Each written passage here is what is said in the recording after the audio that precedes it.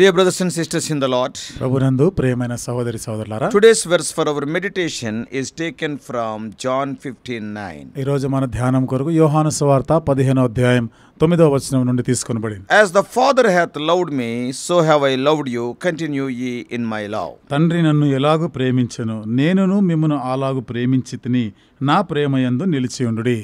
Remain in God's love. దేవుని ప్రేమయందు నిలిచి ఉండాలి. For example, ఉదాహరణకి, if you get separated from a crowd of people, చూడండి, ఒక గుంపు, ఒక సమూహం నుండి నువ్వు వేరైనావు అనుకో. suppose you have gone to a new place for let us say tourism, ఒకవేళ ఒక కొత్త ప్రదేశానికి, ఒక పర్యాటక ప్రదేశానికి పోయినావు అనుకో, and as a group you will go. అక్కడ ఒక గుంపుగా నువ్వు వెళ్ళినావు. Maybe by mistake you are separated from the group went away and you are all alone. బహుశా ఆ గుంపు నుండి ఏదో పొరపాటున నువ్వు వేరైపోయినావు, నువ్వు ఒక్కడే మిగిలిపోయినావు, వాళ్ళు వెళ్ళిపోయినారు. Do you know what is the best thing to do? అప్పుడు నువ్వు చేయవలసినటువంటి ఒక మంచి పని ఏంటో తెలుసా? You need to do nothing. నువ్వు ఏమీ చేయకూడదు. The best thing to do is to stay right where you are. కాబట్టి నువ్వు చేయవలసినటువంటి మంచి పని ఏదైనా ఉందంటే నువ్వు ఉన్న చోటనే నిలిచి ఉండాలి. And let others come and find you, because they will come exactly the way they have gone. కాబట్టి ఇతరులు వాళ్ళే, పోయిన వారే, నువ్వు ఎక్కడి నుండి వాళ్ళు వేరే అయిపోయినారో ఆ ప్రదేశానికి వాళ్ళు తిరిగి వస్తారు, అక్కడే ఉండాలి. Suppose if you start moving around searching for them, ఒకవేళ నువ్వు వాళ్ళు ఎక్కడ ఉన్నారా అని వెతకడం ఆరంభిస్తే you are more likely to just miss people looking for you. కాబట్టి నిన్ను వెతుకుతూ వారు ఎట్లయితే నిన్ను కనుగొనలేకపోతున్నారో అదే జరుగుతుంది వాళ్ళకు. See, some people are coming in search of you. అంటే కొంతమంది నిన్ను వెతకడానికి వస్తున్నారు కదా. Suppose if you start searching for them, మరి నువ్వు వాళ్ళ కొరకు వెతుకుతూ వెళ్తే you will not be found by them who are searching for you. నిన్ను వెతకడానికి వచ్చిన వారు నరే వాళ్ళకు నువ్వు కనబడను, వాళ్ళను నువ్వు కనుగోలేవు, వాళ్ళను నువ్వు కనుగోలేవు. and secondly, రెండోది, you also will not be seen by them. నువ్వు కూడా వాళ్ళు కనుగోలేరు, నువ్వు కనుగోలేవు వాళ్ళని. In that situation, ఆ పరిస్థితిలో the best thing to do is to stay put and remain where you are. అటు చేయవలసినటువంటి మంచి పని ఏముంటుందంటే నువ్వు ఉన్న చోటనే అక్కడే నిలిచి ఉండాలి. మంచిది. Many thoughts will come. ఎన్నో ఆలోచనలు వస్తుంటాయి. You go there, you go here, you do that, you do this. అక్కడికి వెళ్తే మంచిది, ఇక్కడ వెళ్తే మంచిది, లేదా ఈ పని చేస్తే మంచిది అంటే తలంపులు ఎన్నో వస్తాయి. It is always better to remain where you are. అయితే ఎప్పుడు కూడా నువ్వు ఉన్న చోటన నిలిచి ఉంటేనే మంచిది, అదే క్షేమం. The same can be said of for spiritual life. ఇది మన ఆత్మీయ జీవితాన్ని గురించి కూడా ఈ మాట చెప్పుకోవచ్చు. There is a constant pull inside of us to seek our safety by doing good things to make up for bad things. చూడండి, మనము చెడు పనులు చేయకుండా మంచి పనులు చేస్తూ ఉండేదాని కొరకు, చెడు పనులు కప్పుకునేదానికి మంచి పనులు చేయాలని రకరకాల ఆలోచనలు, అది చేయాలి ఇది చేయాలి, ఈ తలంపులు వస్తూ ఉంటాయి. And trying to find something more certain, better and more innovative to move our spiritual life forward. కాబట్టి ఇట్లా మన ఆత్మీయ జీవితంలో ముందుకు సాగిపోవడానికి కొత్త కొత్త విధానాలు, కొత్త తరహా పద్ధతులు, ఇవన్నీ కూడా ఆలోచనలు వస్తుంటాయి. But what Jesus is directing to his disciples, కానీ యేసు ప్రభువారు తన శిష్యులకు ఏమని చెప్తున్నాడు? You and me, we are safe where you are. కాబట్టి నీవు నేనైనగా నీవు ఉన్న చోటనే క్షేమం, సురక్షితంగా. That is what he is telling. అదే చెప్తున్నాడు. Stay and remain in God's love. దేవుని ప్రేమయందు నిలిచి ఉండాలి, అక్కడే ఉండాలి. After Jesus describing himself as the vine and we are his branches, యేసు ప్రభువారు తనను తానుగా ద్రాక్షవల్లిగా, మనం ఆయనకు తీగెలముగా ఈ విషయాలు చెప్పిన తర్వాత he is encouraging us in verses 5 to 8 of John 15. 5 నుండి 8 వచనాలు, యోహాను సువార్త 15వ అధ్యాయం 5 నుండి 8 వచనాల్లో మనల్ని ప్రోత్సహిస్తూ బలపరుస్తూ చెప్తున్నాడు. And Jesus continues with this discourse. యేసు ప్రభువారు ఈ విషయంలో ఇంకా ఆయన ముందుకు చెప్తూ He stays on that theme of remaining, that is staying put there only. నిలిచి ఉండుట, నిలిచి ఉండే దాని గురించి, అక్కడే ఉండే దాని గురించి ఆయన చెప్తా ఉన్నాడు. You are where you need to be because here you are safe. నువ్వు ఉన్న చోటనే ఉండవలసి ఉంది, ఎందుకంటే ఇక్కడే నీకు క్షేమం, భద్రత ఉంది. As the Father has loved me, so also have I loved you. తండ్రి నన్ను ఎలాగూ ప్రేమించెను, నేనును మిమ్మును అలాగూ ప్రేమించితిని. Remain in my love. నా ప్రేమయందు నిలిచి ఉండుడి. God has loved you with the same love that the Father loves the Son. కాబట్టి దేవుడు నిన్ను అదే ప్రేమతో, అంటే తండ్రి కుమారుని ఏ ప్రేమతో ప్రేమించాడు, నిన్ను కూడా అదే ప్రేమతో ప్రేమించాడు. It is a complete love. ఇది సంపూర్ణమైన ప్రేమ. It is a total and uncompromising love. ఇది అంత సంపూర్ణమైన రాజీ పడనటువంటి ప్రేమ. It is a love that sacrifices all things to bring you back to himself. నిన్ను తన వైపుగా తీసుకొని రావడానికి సమస్తము త్యాగం చేసే ప్రేమ. Because that's what our sin did to us. అదే కదా మనం చేసిన పాపం మన ఎడల చేసింది. See, it separated us from God. దేవుని నుండి మనల్ని వేరు చేసింది. It divided us from him. ఆయన నుండి మనల్ని విడదీసింది. We could not pray to him, we could not reach out to him. మనం ఆయన ప్రార్థన చేయలేకపోయినాము, ఆయనను చేరుకోలేకపోయినాము. We could not benefit from him spiritually or eternally. ఆయన నుండి ఆత్మీయంగా నిత్యత్వ ప్రయోజనాలు ఏమి పొందలేకపోయినాము. We were lost, hopeless. మనము నశించిపోయినాము, నిరీక్షణ లేని వారు. We were spiritually dead and destined for eternal death in hell. ఆత్మీయంగా మృతమైన స్థితిలో నిత్య నరకానికి పాత్రలమైనాము. But then God gave to us the greatest expression of love that no one have. అప్పుడు దేవుడు ఎవ్వరు చూపలేనటువంటి ఆ గొప్ప ప్రేమని వ్యక్తపరిచాడు. No one has greater love than this, that someone lays down his life for his friends. చూడండి, తన స్నేహితుల కొరకు ప్రాణం పెట్టిన దానికన్నా గొప్పదైన ప్రేమ మరొకటి లేదు. This is exactly what Jesus did. ఇదే సరిగా యేసు ప్రభువు వారు చేసిన పని. We hear again that Jesus' main loving work was to lay down his life for his friends. ఇక్కడ మరలా చూస్తున్నాం, ప్రభు యొక్క ప్రధానమైనటువంటి ప్రేమ సంగతి ఏమిటిదంటే తన స్నేహితుల కొరకు ప్రాణం పెట్టుట. He calls you and me his friends. అంటే నిన్ను నన్ను కూడా స్నేహితులు అని పిలుస్తున్నాడు. He laid down his life to save you and me. నిన్ను నన్ను రక్షించడానికి తన ప్రాణం పెట్టినాడు. Normally if someone lays down their life to save someone else, సాధారణంగా ఎవరైనా ఇంకో ఎవరినైనా కానీ రక్షించడానికి కొరకు తమ ప్రాణం పెడితే it is a limited and temporary thing. అది పరిమితులు గలదే, అది తాత్కాలికమైనదే. Someone jumps in front of a bullet and saves the life of one person. చూడండి, ఎవరైనా కానీ ముందు somebody is firing somebody, ఎవరు ఒక మందు గుండు వచ్చిన నిన్ను ఎవరైనా కాల్చి వేస్తున్నప్పుడు పేల్చి వేస్తున్నప్పుడు ఎవరైనా ఈ మధ్యలోకి వచ్చారనుకోండి, and if he saves your life, నీ ప్రాణం కాపాడితే, but the people are saved, ప్రజలు రక్షించబడతారు, but slowly eventually they will die again. కానీ నెమ్మదిగా చివరికి ఏమవుతుంది, అయినా వాళ్ళు చనిపోతారు తర్వాత. So if as a human being if you lay down your life for other person, that person may live for few days, again he will die. ఒక మానవుని కొరకై కానీ నువ్వు ప్రాణం పెడితే అప్పటి వరకు వాడు ఒక మానవుని కొరకు మరొక మనిషి ప్రాణం పెడితే అంతవరకు ఆయన రక్షించబడగల కొంతకాలం వరకు, తర్వాత ఆయన చనిపోతాడు. So laying down our life for others is always limited. ఇతరుల కొరకై మనం ప్రాణం పెట్టడం అనేది అది పరిమితులు గలదు. నాట్ ఓన్లీ దట్, అంతేకాకుండా death is inevitable, just we are postponing their death. మరణమును ఎవరు కాదనడానికి లేదు, మనం వాయిదా వేస్తున్నాం అంతే. But not for Jesus. కానీ యేసు ప్రభువారి విషయంలో అట్లా కాదు. But when he laid down his life for us, his friends,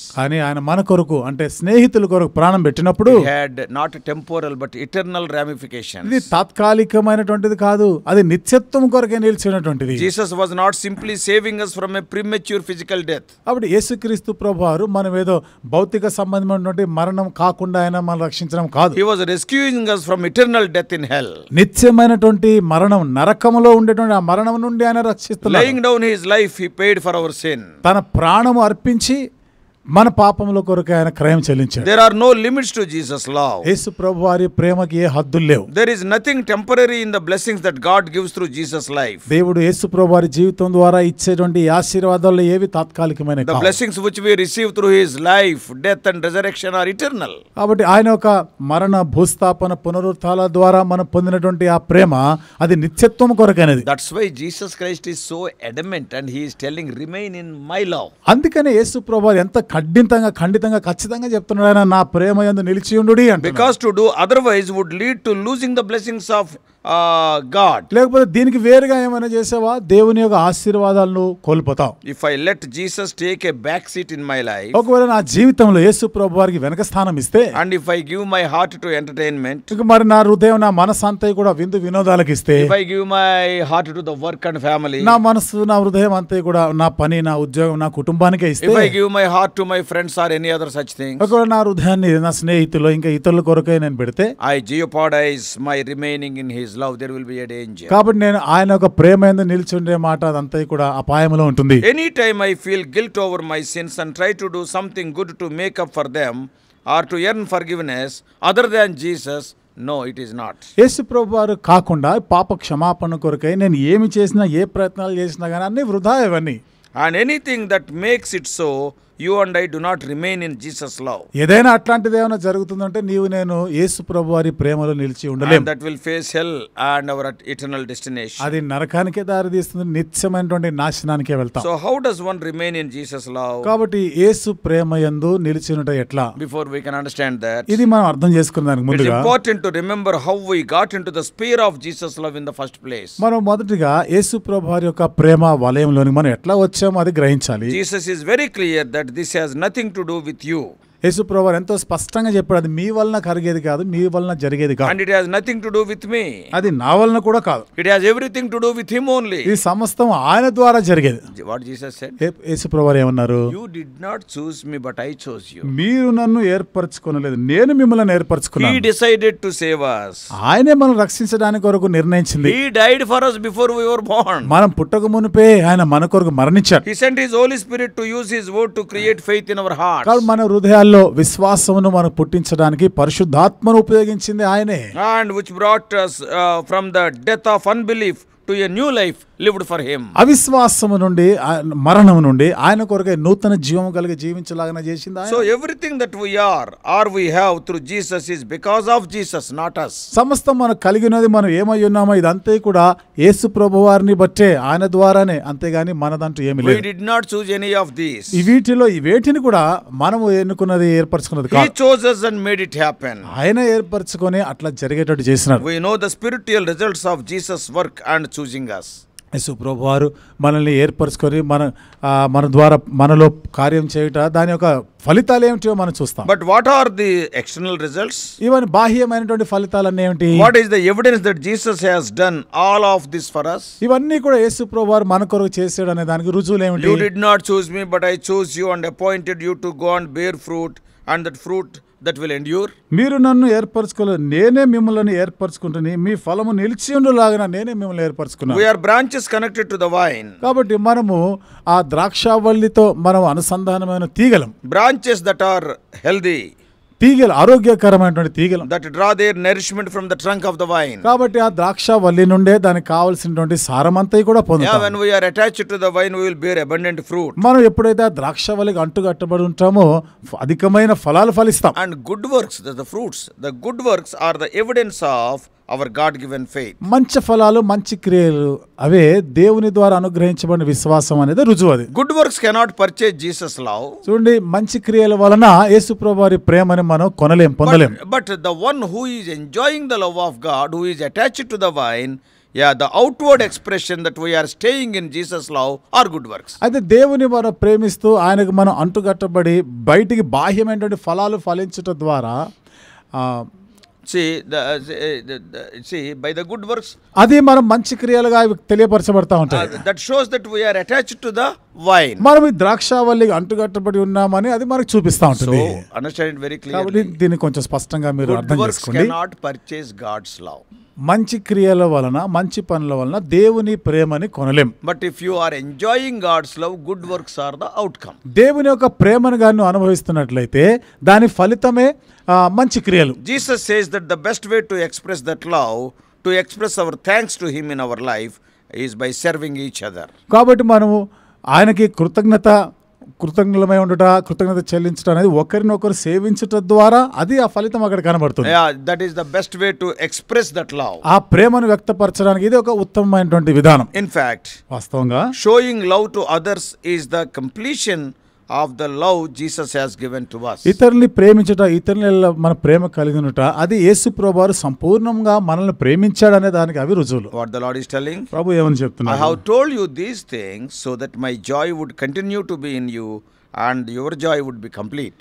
మీ యందు నా సంతోషం ఉండవలనని, మీ సంతోషం పరిపూర్ణం కావాలనని ఈ సంగతులు మీతో చెప్పుచున్నాను. This is my command. ఇది నా ఆజ్ఞ. Love one another as I have loved you. నేను మిమ్మల్ని ప్రేమించిన ప్రకారం మీరును ఒకరినొకడు ప్రేమించండి. No one has greater love than this, that someone lays down his life for his friends. కాబట్టి తన స్నేహితుల కొరకు తన ప్రాణం పెట్టువాని కంటే ఎక్కువైన ప్రేమ గలవాడు ఎవడం లేడు. One thing is true. ఒకటి సత్యం. We know that we cannot love in exactly the way Jesus loved, is it not? యేసు ప్రభువారు మనల్ని ప్రేమించిన రీతిలో సరిగ్గా అట్లాగా మనము ప్రేమించలేము.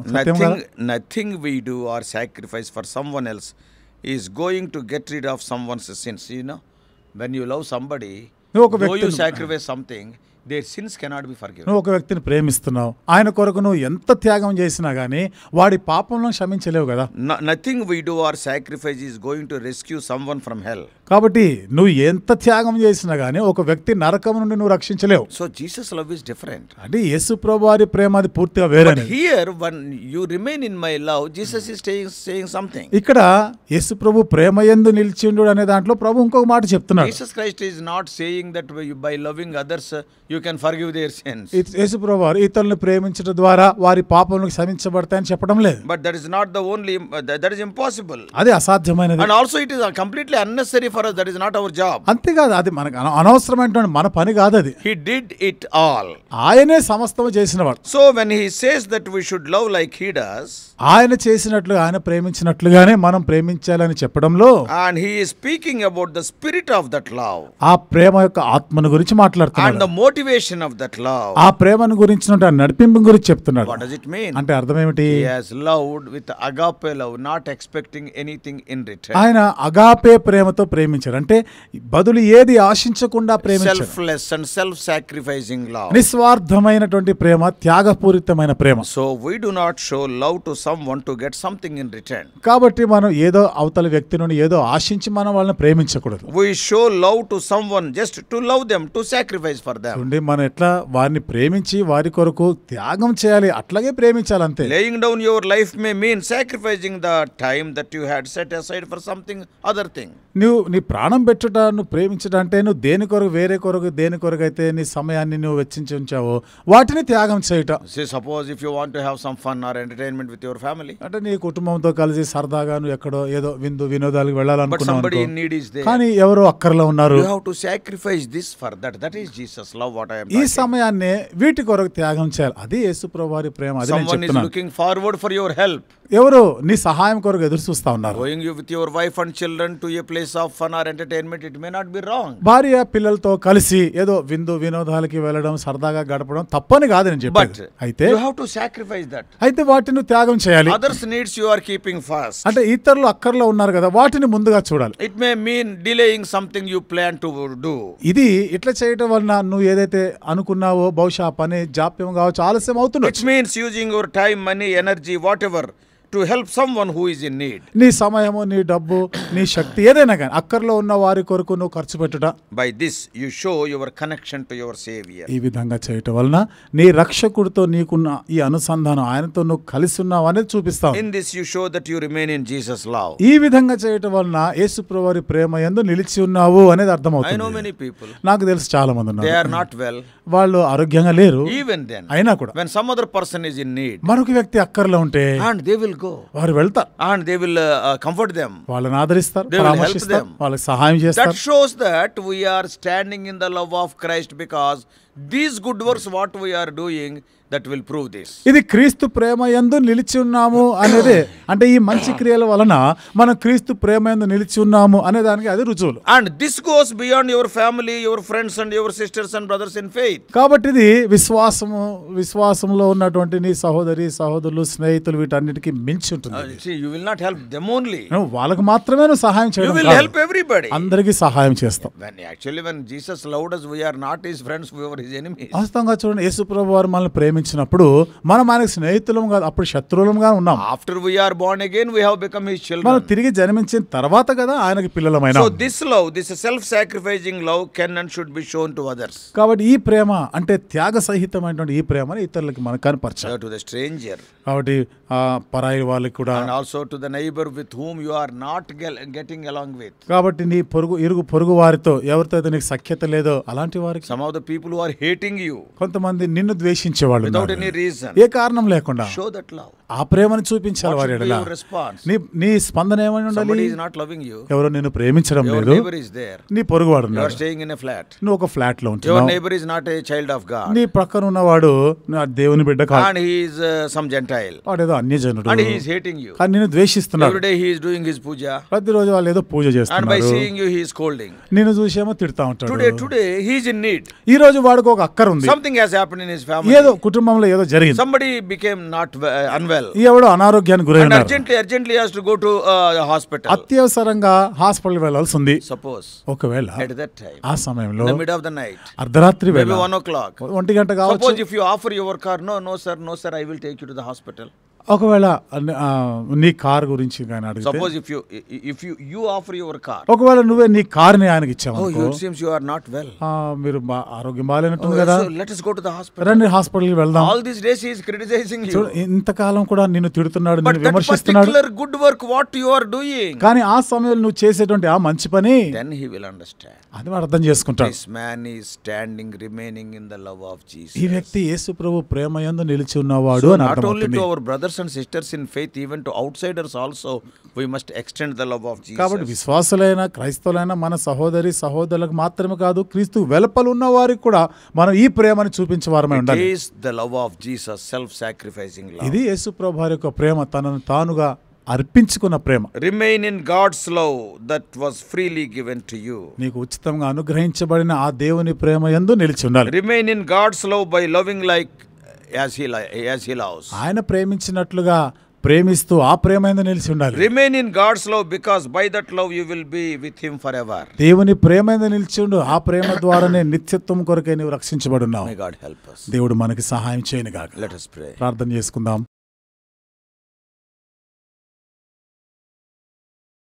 Loving Heavenly Father. ప్రేమగల మా పరలోకపు తండ్రి, Oh Lord, what a wonderful truth it is. దేవా ఎంత అద్భుతమైన సత్యం ఇది. Help us to remain in your love. నీ ప్రేమ యందు నిలిచి ఉండేదానికి సహాయం As the చేయండి. Father loved you, he loved us also. తండ్రి మిమ్మల్ని ప్రేమించినట్లుగా మమ్మల్ని ప్రేమించాడు. God so loved the world. దేవుడు లోకమును ఎంతో ప్రేమించాడు. That is, he loved us.